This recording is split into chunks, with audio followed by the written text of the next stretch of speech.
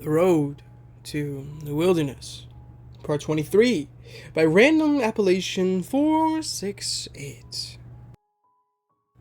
Without a watch, and my head stuffed in a rough cloth bag that smelled of dirt and potatoes, I found it impossible to keep track of time. On through the darkness my captors rode, their beasts loping, with the ease and skill of trained hounds, and sharp branches whipped at me from all sides. Part of my thoughts were fixated on trying to wiggle loose, but at the speed we were moving, I feared the fall more than the mysterious armored bandits that had grabbed me. One of them rode right in front of me, the rope around my arms and chest connected to him somehow, and the round metal centerpiece on his big shield had a nasty habit of swinging back to catch me in the chin. Riding this fast through the mid-September night chilled me to the bone, and I shivered in a hunch behind the shield in an attempt to avoid the wind. Still, the hooves rumbled on across the forest floor in a steady rhythm, and just when I thought I'd happily throw myself off to avoid hypothermia, they slowed to a light trot.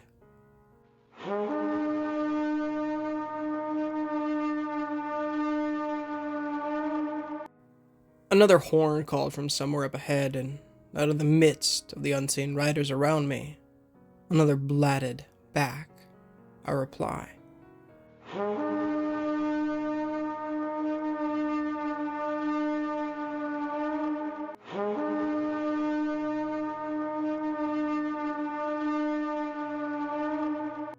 Voices shouted in the distance, and a creaking sound echoed on both sides of me, like giant hinges in a garden gate. Bridles clinked, and a few of the deer roared with high, elk-like bugles. Our pace slowed, so I concentrated on my hands, and tried to pick at the knots with my sweaty fingers. If I could get down, maybe I could slip my legs through and use my teeth. Something tickled my nose, and my stomach rumbled as a wall of delicious aroma slithered into the sack on my head. Cooking meat, baking bread, and wood smoke combined to make my mouth water, and food overtook my thoughts, a frustrating, intoxicating desire that I couldn't shake. I'd never felt so hungry in all my life, and a ravenous thirst came with the hunger and a vengeance. Weight shifted off the saddle in front of me, and a few pairs of hands took hold of my arms, legs, and waist. Too tired, cold, and hungry to fight, I let them set me on the ground, and did my best not to fall over, as a spate of dizziness rippled through my head. Shoes ran from all directions, happy voices of men and women who called out, and strangely enough, the majority of the words were English now, as if the odd language of the riders had been nothing more than a hallucination. "Halif, thank God we were so worried. All the other sorties came back half an hour ago." A woman laughed in relief, not 5 feet from me, and similar conversation slowered to life all down the line of riders. "How many were there? We heard all the gunfire. Is everyone alright? Who's that with the bag on her head?" I fidgeted where I stood, unsure if they could see my fingernails tearing at the knots, an awkwardness creeping into my chest. Being in crowds had never been a favorite pastime of mine, as it only ever served to remind me how alone I was. But being blindfolded and disoriented made the sensation even worse. We could be miles from the lake with how hard they rode. I wouldn't even know where to go if I could get away. 2 sets of hands led me away from the whispers of the crowd, and short-cut blades of grass swished under my feet. Some steps tripped me up. Planks echoed with our footfalls, and a door closed behind me with a dull wooden clunk. They guided me down to a cold, hard seat and loosened the itchy ropes around my wrists. Someone pulled the potato-scented bag off my head, and my eyes slammed shut at a sudden influx of golden light. I sat in a small room of what appeared to be a log cabin, with plank floors, log walls, and exposed beams in the ceiling. A fire crackled to my right in a fireplace made from stones and mud, several candles burning in little tin lanterns around the room. Long curtains of some kind of off-white cloth covered the windows, but I could make out more lights outside. Flickers of torches and fires, more voices laughing and calling to each other in the evening air. It was warmer here, but I couldn't relish the heat of the 3 armored figures who stood across from me, 2 holding rifles, and one in the middle seated in a chair. a long cruciform sword across both metal-clad knees. All three watched me for a few moments, and the middle one pointed a gauntleted finger at my stained uniform shirt. "Who are you?" I swallowed, rubbed at my arms to get some of the feeling back into my cold skin, and a dry catch in the back of my throat made me cough. "Hannah Brunn. I'm from New Wilderness." He turned to one of the guards at his side and nodded at the door. The guard ducked out and returned a few moments later with a blue tin cup of water, which the man in the middle handed to me. Barely had the water touched my lips, and I gulped it down, unable to stop myself, my arms shaking with primal need. Why was I so thirsty? I drank water throughout the day. I couldn't see their faces for the eerie masks on their helmets, but the one with the sword took my cup back and set his guard out for another. "Why are you working for LSAR?" My eyes caught a black lump by his left boot, familiar nylon pockets and zippers that made my heart skip a beat. "They still have my pack." "I'm not." I rasped and drained the second cup as soon as the guard returned to place it in my hands. Out went the mug for a third time, and the man with the sword studied me from behind his iron mask, fingers drumming on the hilt of his elegant weapon. "Yet, you would risk your life for them." I shook my head and shivered, goosebumps rising in my arms despite the nearby fire.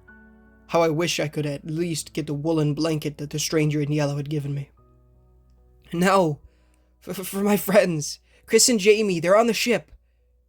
Eyes blinked at me from behind narrow eye slits, the three fighters motionless. "So you're a pirate, then?" Came as a growl from the man with the sword, a low, dangerous murmur that made my already chilled blood glacially cold. "That's why you went looking for this object you carry?" "No." My teeth chattered, and I eyed a bunk in the furthest right corner of the room with longing, a thick fur coverlet on top that had to be as soft as silk. "I'm a ranger. We came from New Wilderness and got captured. I need to trade the box for their lives, or the pirates will sell my friends." Another long pause enveloped the room, and I couldn't suppress my next shiver. They might have been sold already. Where would LSAR take them? Is there some kind of prison camp, or they just nailed them down in the woods and... The guard on the sword-bearing man's left stepped out from the three and closed on my chair. I winced, ready for a strike, a slap, some form of violence like what I'd experienced on the Harper's Vengeance. Instead, both hands went to pull the guard's helmet free, and a slender face emerged with creamy skin and vibrant golden hair tied back in a neat bun. Two curious eyes gazed back at me. The irises ringed in a metallic gold that shone like stars. She was not much larger than myself in height, perhaps a few years older at most, yet beautiful in a way that even I couldn't quite believe. And the woman's face slipped into a sympathetic half-smile. "She's telling the truth." The sword-bearer sighed as if exacerbated. "Amica mia, you can't just..." "Look at her, Adam." The golden-eyed woman strode to the bed, from which she stripped the fur coverlet. "You'd take pity on her if she had mold in her hair and blood between her teeth. Is she not a daughter of God? Same as the rest?" "The lost ones aren't as deceptive as people. You know that." Adam, the man with the sword, sheathed his blade in frustration. "She could be a spy. Anyone can take a shirt off a corpse." Pleasant softness cloaked my arms, the brown fur coverlet settled round my shoulders by the golden-haired woman. I couldn't help but sigh in relief at the dense embrace of the fur and tugged it close around my trembling limbs. "Thank you." At that the woman smiled, and a gentle radiance that pushed the tension from my bones. "See? She's not dangerous.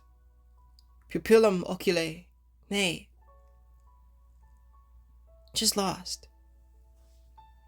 Finally. Someone who understands." "Only one way to be certain." Standing, Adam turned to the third guard by the door and nodded. "Aleph, if you would please, I recognized the leaf patterns on the armor now. The man by the door, the same one who had elbowed me in the head. Aleph slung his rifle over one steel shoulder and grumbled on his way out. "Gonna walk myself to death, going back and forth like this?" Left alone, the other two faced me, and the man with the sword reached up to tug his own helmet off. He had a square face, clean-shaven, with toffee-colored irises and sandy brown hair. I guessed the man to be in his early 30s at most, and with how the woman sidled up to him, their eyes gleaming whenever they exchanged glances, left me with little doubt. "Ah, a couple.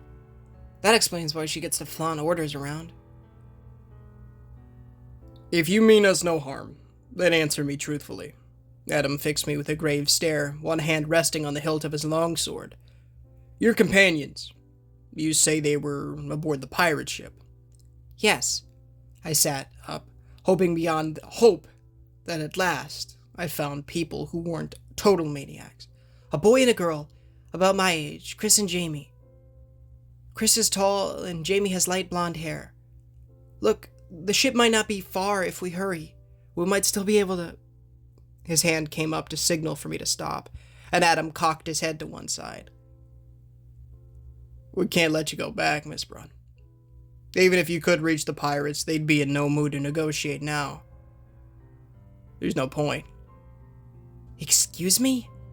Something snapped in my brain and my blood boiled with a surge of rage that I didn't know I had. I lunged to my feet and jabbed the air with my pointer finger. "No point? No point? I was this close to saving them before you rode in and ruined everything. I had the box, we had a deal, but you just..." "Hannah." The golden-haired woman shook her head and waved for me to calm down. "Listen, you don't understand." "No, you don't understand," I shouted, fist balled at my side. "Those are my friends out there. They need me, and I'll be danged if I let you keep me here while they..." The door to the cabin swung open, and all the words stuck in my throat. Two figures stood on the doorframe, backlit by a rising moon. They each wore long shirts that resembled some kind of pseudo-medieval tunic, stained various shades of forest green, with matching trousers tucked into brown leather boots. In the dim shadows of evening, I had to blink a few times to take in their facial features, and my mind almost couldn't recognize them out of shock. "Hannah?" My anger melted, and I swayed on my feet, unsure if what I was seeing was real. "Jamie?" Bleach blonde hair streaked forward, and Jamie almost knocked me down, throwing her arms around me to squeeze so hard that I thought my ribs would crack. She laughed, though I could feel her tears on my neck, and I did my best to hug her back with all the energy I had left. Scarcely had she let go, and another set of arms engulfed me along with a broad chest like silk-covered steel, and I drank in the heady aroma of Chris's skin through his tunic. It smelled like pine needles and wood smoke, enough to make my tired brain fuzz over, and I buried my face into his shoulder to soak in his luxurious body heat. A tide of emotions overwhelmed me, and I sobbed in relief, feeling as though it had all been a bad dream. "We've got to stop meeting like this, Brun," he chuckled, though Chris's voice cracked in my name, and he held me close in a tender way that sent my frazzled thoughts over the moon. That spider nest was so worth it. The second Chris and I drifted apart, Jamie gripped me by my shoulders to look me over, taking in my ruined clothes, the bandages on my skin, and the burnt strands of hair. "You look like crap." "Good to see you too," I giggled, suppressing my joyful tears long enough to shake my head at Jamie.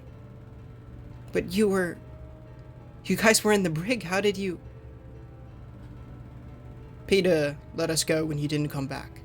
Chris watched me with those sky-blue eyes that stuck me to the floor, and I wanted to throw myself into his arms to stay there for a solid week. "He and Taryn snuck us off the ship, and we ended up running into these guys in the woods. We've been looking everywhere for you." That stuck in my brain, and I hesitated, trying to process those words. I did all that, and they just let them go? That doesn't make any sense. I don't understand. I looked back and forth between my two friends, noting how well their bruises had healed, how Jamie no longer wore a sling on her arm. They were waiting for me at the coal barge. They were there just like they said. Why would they let you go without seeing if I came back? Jamie and Chris exchanged bewildered glances, and Jamie eyed me with concern. They were only there because they were searching for us. Everyone thought you were dead. Where have you been all this time? What do you mean? My eyebrows shot up like arrows to the top of my forehead. I saw you just this morning on the ship, remember? No one moved, and everyone stared like I'd flashed them. Chris opened and shut his mouth a few times, like he couldn't find words to speak. Hannah, you've been gone for 3 days. What? I waited for the punchline to the joke, for someone to crack a smile, to let me know it was all an elaborate prank. But none of them did. My knees wobbled and a rush went through my head, sapping me of my strength. 3 days? How was that possible? No one could survive for 3 days without even remembering it. Just 1 day without water could cripple someone. If I had been gone for 3 whole days, why wasn't I? Thirsty, starving, exhausted. How much water had I drank just sitting here? My stomach had yet to stop growling, and it hurt in the pit of my guts, each gurgle like a knife blade. Just standing upright drained me, as if I had not slept in days, and I swayed on my feet. I fought to keep my balance, the world spinning as if I were trying to stand up in a washing machine. I think I'm going to throw up. Chris and Jamie eased me back in my chair, and my stomach rolled like ocean waves, both palms clammy with sweat. Jamie snatched a nearby pail from beside the fireplace, dumping the few logs in it onto the floor, and held it ready. You're all right. The golden-haired woman knelt in front of me and fished a small glass vial out of her belt pouch. Take deep, slow breaths for me, in and out. Swallow this when you're ready. Wary of the murky brown substance in the glass, I flicked my gaze to Jamie. She hefted the metal pail and waved me on with an urgent hand. It's fine, I drank like 3 of them from my shoulder. Tastes like candy. Just do it, or make out with the bucket. Well, when you put it that way. I squeezed my eyes shut and downed the contents of the skinny glass vessel with a shuddery gulp. It reminded me of orange and vanilla ice cream, sweet and tangy, but with a strange jittery sensation in my guts that calmed my nausea. The shaking stopped, my heart slowed, and it was as if someone had waved a magic wand over me to take all the tension away. Whoa. Her brilliant smile beamed in the firelight, and the golden-haired woman took the empty vial from me with a pat on my hand. Lantern rose nectar. We cultivate them in our gardens, both for medicine and to keep the fire drakes out of our corn. By the look of things, that one was well overdue. Breathing a long sigh at my stomach settling, I felt my face growing warm again. Yeah, I guess so. Sorry for screaming at you. Sorry for the interrogation. Seeming embarrassed of his earlier gruffness, Adam's stoic expression melted into a sheepish grin from across the room. But we couldn't take chances. We've had run-ins with the soldiers in the past. None of them pleasant. Sitting up straight, I winced at all the eyes on me and looked around. So, where are we? Come see for yourself. The golden-haired woman headed for the door behind Adam. Her hand slid into his, as if they were going out for a regular evening stroll. We have some food set out for the returning fighters near the church. Once you've eaten, I'll see about a bath so you can go straight to bed afterward. Yes, please. I climbed back to my feet and Chris took my arm to steady me, Jamie holding the door. With the fur coverlet still wrapped around my shoulders, I stumbled to the cabin doorway to peek out. Dozens upon dozens of square one-story cabins surrounded the area in neat rows, interspersed with gardens and flower beds and a patchwork quilt of green. Torches sputtered in wrought iron fastenings by doorways and along footpaths, with stones laid across the mud, the lush grass trimmed short. Intricate designs adorned the doors, corner posts, and roof eaves, every building a work of art. Etched into the wood grain, I saw deer, wild boar, and eagles, along with winged lizards that breathed fire, and familiar creatures with white eyes or metallic legs. Each rooftop had been covered in thin squares of split oak, not a shingle out of place, and the gardens, too, were an OCD dream, with plentiful corn, beans, and various pumpkins in weed-free blocks. Luminescent flowers ringed every patch of crop, gorgeous orange and yellow roses that gave off heady, sweet aromas, and miniature trenches filled with water bore fluorescent white lilies that seemed to move on their own. High overhead, tiny bat-winged animals traded little bursts of flame in the sky, and a long wall about a quarter-mile distant ringed the entire hamlet, cut with perfect crenellations in the ramparts. Fireflies swirled right past me in a magical cloud of staccato jade light. And in all my life, I'd never seen a place so beautiful. "You okay?" Chris squeezed the hand I had fastened to his arm, and I drew a shaky breath at the warmth of his touch. "Yeah. This is amazing." I clung to him without caring how obvious my intentions were, and we walked down the little flagstone road behind Jamie and the others, drinking in the sights. People strode to and fro, laughing and talking in pairs or huddles, their happy faces lit up by the dim ambience of the night. Like the woman from the cabin, they all had cream-colored skin, with shimmering golden hair and matching eyes, the only thing varying being their facial features, height, and voice. The men wore their hair in short ponytails or cut close to their scalp, many with beards and bore similar clothing to what I'd seen thus far. The women, however, varied in attire from trousers to dresses, fine sweeping garments of dyed linen that could have been spun in a custom shop in downtown Louisville. They walked with proud, confident strides, their golden hair so long that it reached their waists, often woven into complex braids that dazzled me. Carla would have killed to have hair that long. As we passed by, they watched me with curiosity in their gazes, and more than one smiler waved, a strange reversal of the suspicious attitudes I'd first encountered in New Wilderness. In fact, they didn't seem at all bothered by their surroundings, or the cries of the various mutants that rang out in the distant hills. Even the armored guards patrolled with relaxed ease along the elegant battlements, not staring out into the night with tight-lipped anxiety like our own forces did. No tension coated the air, no weight of looming dread. They didn't hide their lights or pull shut their curtains in fear. Here, it seemed civilization was not only alive, but thriving, pushing back against the barbaric shadows of the night with pure, unabashed triumph. A crowd appeared as we rounded a bend, and high above them rose a sharp white steeple against the night sky, crowned with a gold-painted cross. White clapboard siding covered the quaint chapel, all the little streets and roads leading to it, as if the village had been constructed around it from the ground up. It would have fit in with any rural community across Middle America, had it not been for the handprints.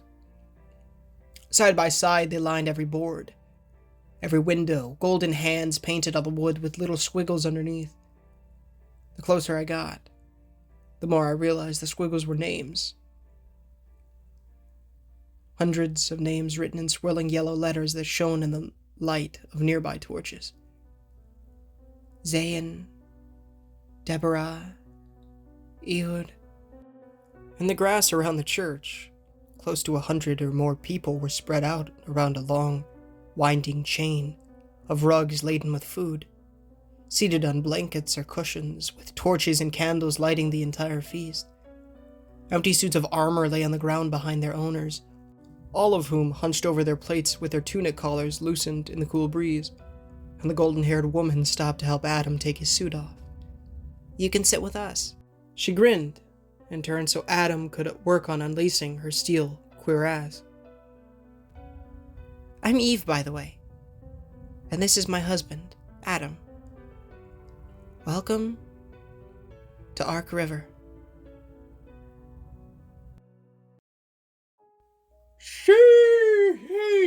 Sheesh, baby. My goodness. What a freaking shock. And what an amazing shock. I'll be there. Oh my goodness. What's up, guys? Ninja Gamer here, and thank you so much for listening to today's story. If you did enjoy, please feel free to leave a like, as it does help the channel innumerably and does get the gospel into people's feeds, as well as please consider subscribing, as we are trying to hit 1,000 subs by the end of the year. Actually, 10,000 subs now, because it's 2024. It will be a massive blessing for the Lord if you guys did so. Of course, please, if you haven't done so already, read the $1 million question on screen right now. Description, pinned comment. Please give it a read, as will help you enter the kingdom of God, go to heaven. And it'll teach you about how to go there by repenting of your sins and trusting in the good Lord Jesus Christ with all your heart and soul and strength, and then later building that relationship with the Lord by reading the Holy Bible daily, pray daily, and evangelize people. It's great stuff. Great stuff. Also, join the Discord, link in the description. Please go check out Random Appellation. His original story link as well as his Reddit page are in the description. Please go check those out. As well as... go check out Mew. He's also in the description. His YouTube channel and all the music in these videos are linked down below. Go check him out and give him some love. Give Random Appellation some love. They both do amazing work. Yeah. Oh, another big stretch.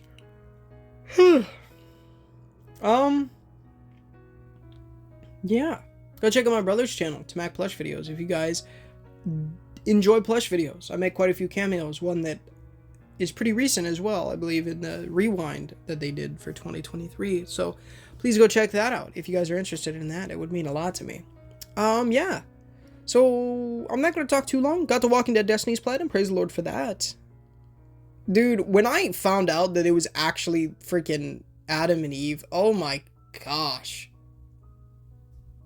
I was like, this is those guys? Because, like, what?